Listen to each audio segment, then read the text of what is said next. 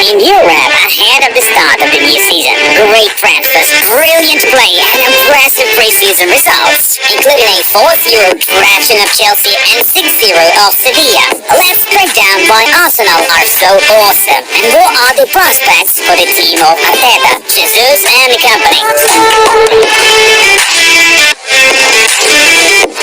Let's begin with the starting lineup and the playing formation. We'll focus on the latest and most successful matches against Chelsea and Sevilla. In both cases, the same lineup entered the pitch from the start according to the 4-2-3-1 formation. Aaron Ramsdale was the goalkeeper. In defense, Ben White was on the right, Gabriel and William Saliba in the center, and Alexander Zinchenko on the left. The two defensive midfielders were Granit Xhaka and Thomas Partey. Bukayo Saka was in attack on the right, and Gabriel Martinelli was on the left. The new team captain Martin Odegaard was below the strikers, while Gabriel Jesus played the centre-forward role, of course. It is this combination of players that is optimal at the moment. But let's not forget that Kieran Tierney and Takehiro Tomiyasu are injured. Both of these players can qualify for the starting 11 after recovery. However, it won't be so easy for them to do that given the team's results. When attacking, the Arsenal formation becomes similar to 2-3-5. The following rearrangements take place. Xhaka and Odegaard move out of the offensive line with the three attackers and fill in the half spaces. Fullbacks Zinchenko and White form a middle line with Partey. Here's how it looks in the game. We see Jesus and Martinelli switch positions here. Basically, attacking players changing positions is what Arteta needs. Saka, Jesus and Martinelli do it all the time. This is just one of the advantages that the ex-Man City striker has brought to the team, but we'll talk about him later. Mikel Arteta adheres to the principles of possession and high pressing, and this is where Zinchenko and White play a key role.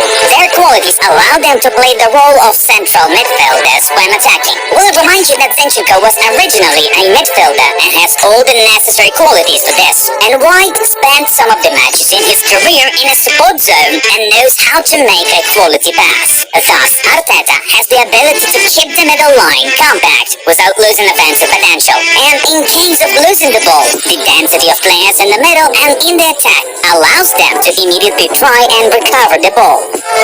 Also, the current selection of players allows Arteta to modify the formation without resorting to substitutions and move from a formation with 4 defenders to a formation with 3.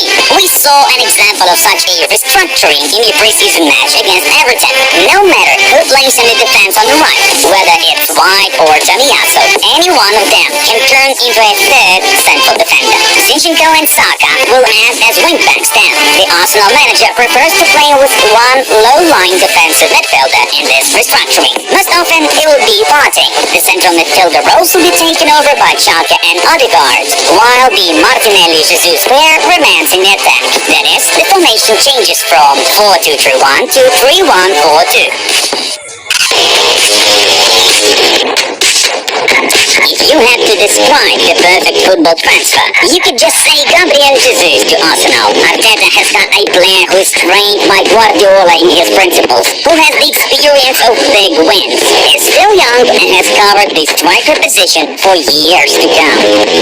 First, Jesus is versatile. While at Man City, he spent playing in the center and on the wings of attack roughly the same amount of time on the pitch. Therefore, Arsenal fans should expect the constant repositioning of Jesus with Martinelli and Saka, which they demonstrated in a pre-season.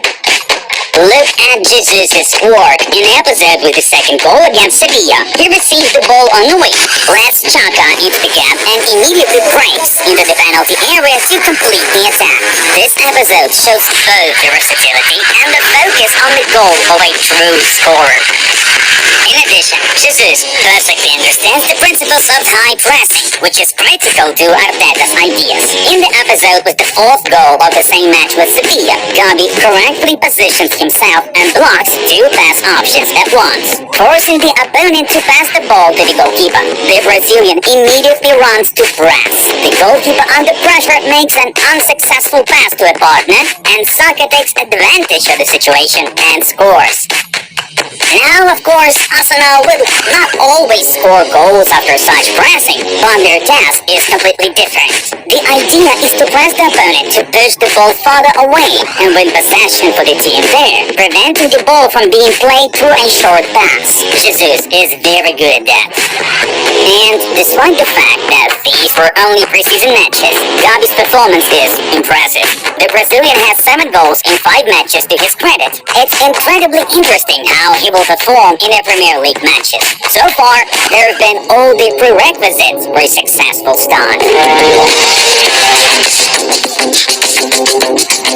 The second newcomer of the Gunners, Alexander Zinchenko, is also seen as an excellent reinforcement. In fact, he has the same advantages as Jesus: versatility, experience, the right mentality, and still young age. Like Jesus, the Ukrainian will not need much time to adapt because of the familiar style of play. Everyone who worked with Zinchenko knows his playing intelligence, understanding of the game, and technique.